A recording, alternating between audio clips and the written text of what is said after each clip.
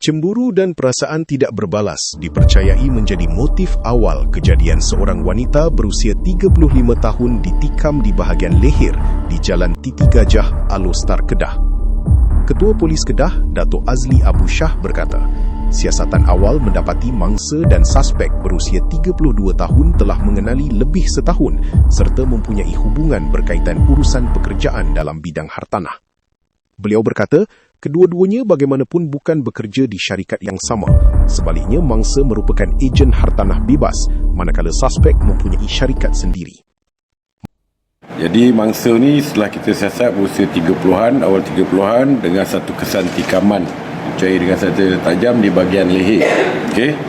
Jadi ekoran maklumat ni dalam tempoh lebih kurang 4 jam, iaitu pada 18 bulan 1.50 pagi. Pasukan DSJ IPD Kota Star bersama IPK D9 telah mengesan suspek yang bertanggungjawab terlibat dalam kes ni lebih kurang 6.2 km, iaitu di berhampiran rumah ibadat sedang bersembunyi. Mangsa juga adalah ibu tunggal kepada 2 anak, manakala suspek seorang duda. Setakat ini kita percaya ada unsur cemburu ataupun perasaan tidak berbalas, namun siasatan lanjut masih dijalankan. Kita akan panggil rakan-rakan dan ahli keluarga, termasuk suspek sendiri, bagi membantu siasatan, katanya dalam sidang media di Ibu Pejabat Polis Kontingen Kedah hari ini. Tambahnya lagi, polis kini masih mengesan senjata dipercayai digunakan dalam kejadian itu.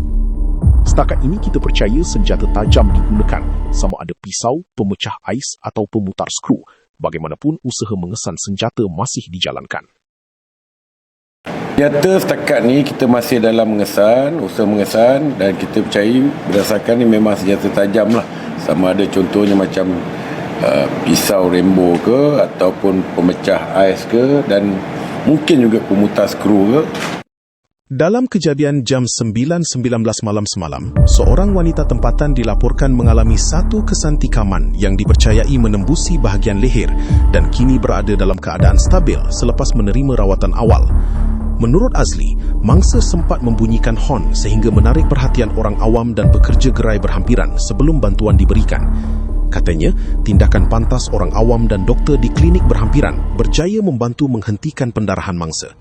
Mangsa ni agak cerdik lah, bertindak dengan sewajarnya menekan hon yang berjaya menarik perhatian petugas-petugas pekerja yang di gerai berkatan tu bagi bantuan, menarik perhatian jadi suspek ni. So dia datang dengan bersama suspek naik ke kereta mangsa ni.